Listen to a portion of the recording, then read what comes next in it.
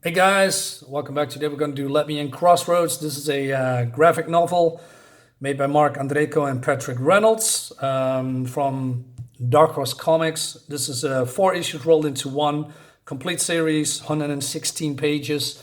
And I believe this is the prequel to the movie. Well, let me rephrase that. There are two movies.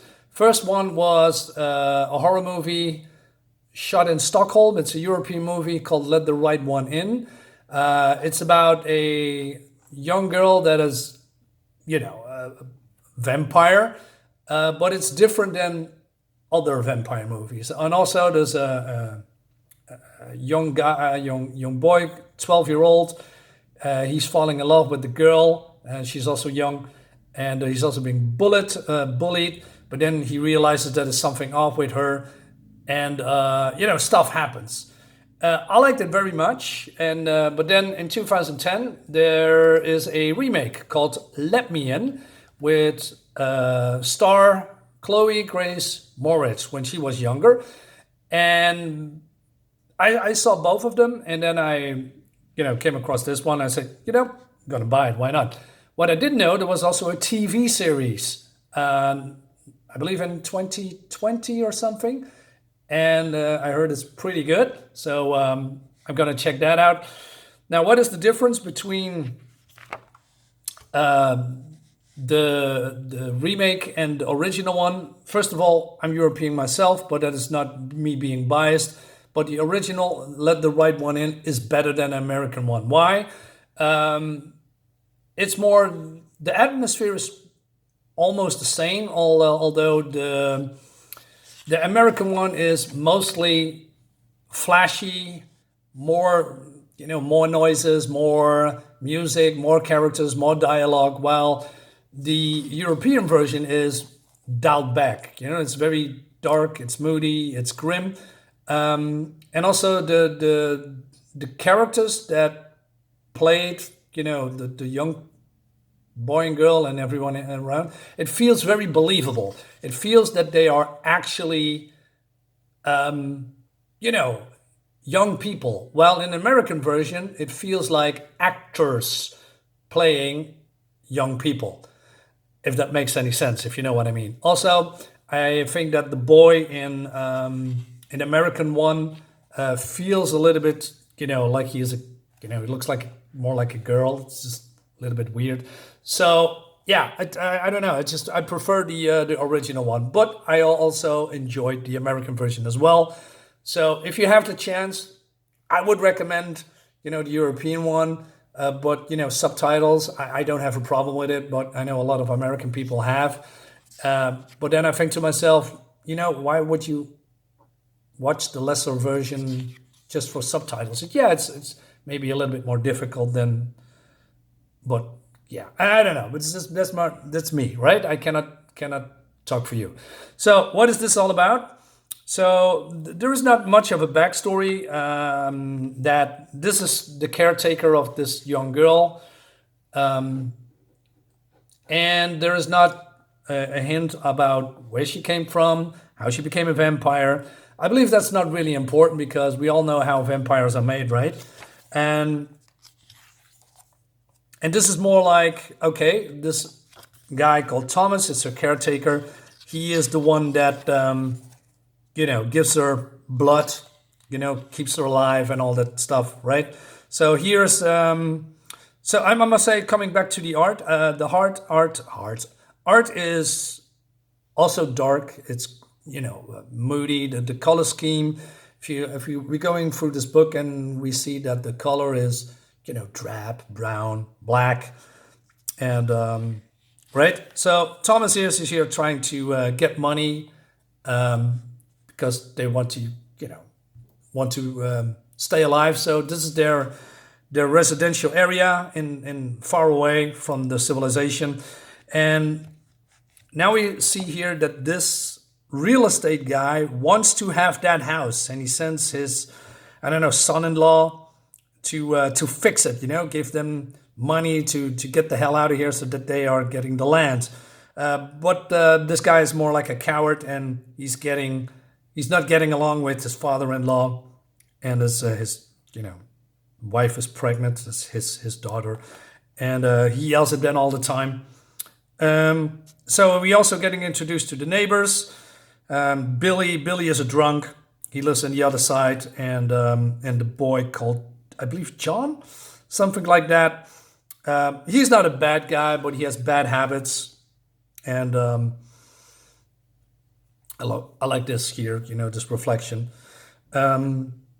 So and then and the story is being told that this guy here, this son-in-law, is being fed up with this father-in-law tantrums, etc. So he's getting drunk and he's barfing, but Thomas here is picking up some local guy, and well, it happens that he is being drugged, and then being dragged to a shed where he's being he's being drained, if you know what I mean. But also, John here is trying to make contact with the girl. The girl is called Abby. It follows a little bit the story of the movie, but then instead of in a town or a city, it's more like in the suburban area.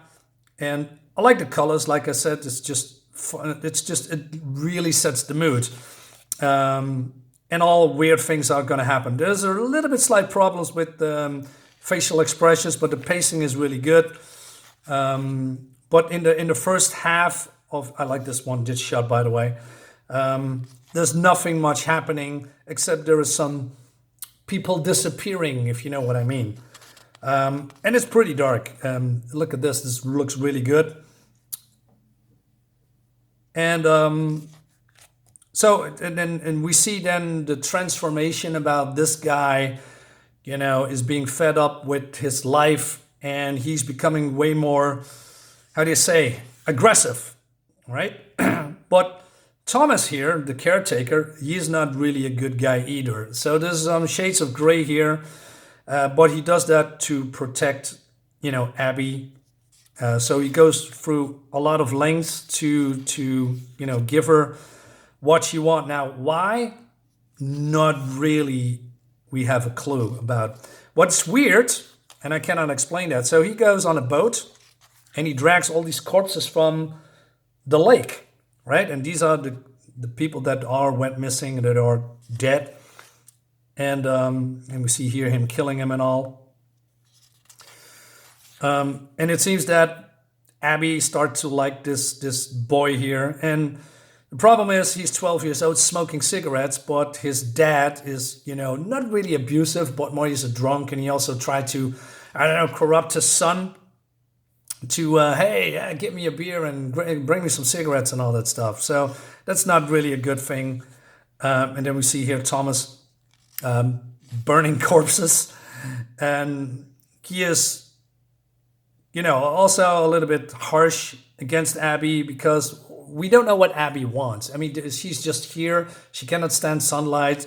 She has no friends. And Thomas is doing everything to keep her alive. But we miss a little bit the reason why. So, and we miss a little bit backstory about that.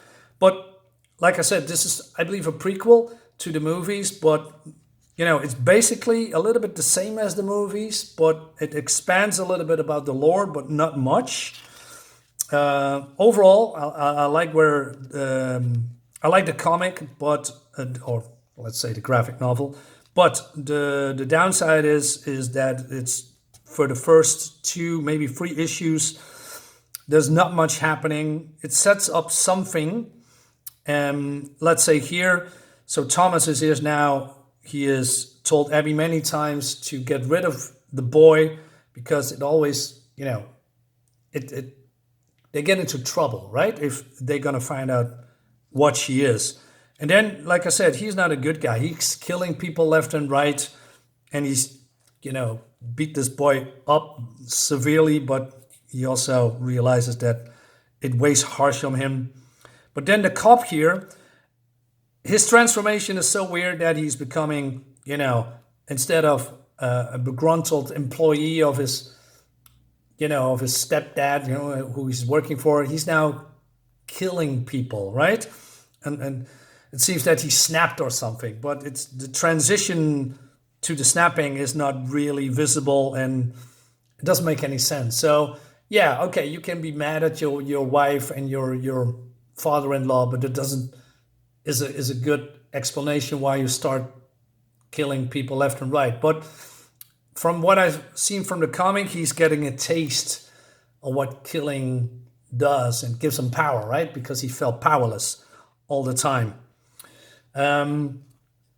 So Abby here is now biting the young boy because he was clearly dying. I also like the lighting effects. It's really good. You so see here, this boy here with all the blood. It's really well done.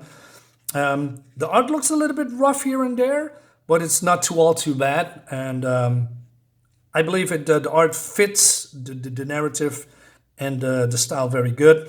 So the cop comes in. Well, it's not a cop, but the let's say the killer, right? They are both killers, but and he realizes what's down there because he was there before, and he knew that he had a daughter, and then he sent this this woman. And earlier, I believe there is, he calls them. Let me see. Sorry, I'm sorry. Department of Social Service. So he is ratting them out and sends this woman here so he can, I don't know, take advantage of it or something. But that escalated because he's now, part of this pile of corpses, And so there's going to be a fight between Thomas, but, this real estate agent is stronger and, beats this old guy up and he screams, Abby, Abby. Well, she just finished training this young boy. So Abby comes and attacks this guy here, the killer, but he is, he's surprised what's happening. And you see the emotions like, oh man, there's some tension here that's really good. And she started attacking him again. But eventually she is, he grabs an arm of one of the corpses and smacks her with it. And then, there's some kind of a boiler or something or a heater, and she's screaming. But then the boy wakes up. And he's now also transformed into a vampire and says, Abby. It's pretty cool, like a zombie. But there's something weird happening here. So he starts to bleed out of his mouth, of his nose, his eyes. Why? Because let the right one in. You cannot get invited into the house as a vampire. If you do, shit is going to happen to your body. It's also been shown in the movie, which is pretty cool to see, by the way. So Abby says, John, no, you can't come in. You can't come in. But Abby gets a taste of her medicine still. And he says, just die. Oh, no, it's not Abby. I'm sorry. It's just John. So John bursting into flames. And he's dead. So, yeah, poor John or not. And, yeah, he is... Addie has enough, and she's now floating above the house. And he rips his... starting ripping... How do you say his neck? His throat out, I'm sorry. And he says, I'm going to be a father. And she says, then I'm going to do your baby a favor, and just lets him go. Falls into the burning house. He's dead. And she grabs some stuff, pulls Thomas out of there, and they are going away.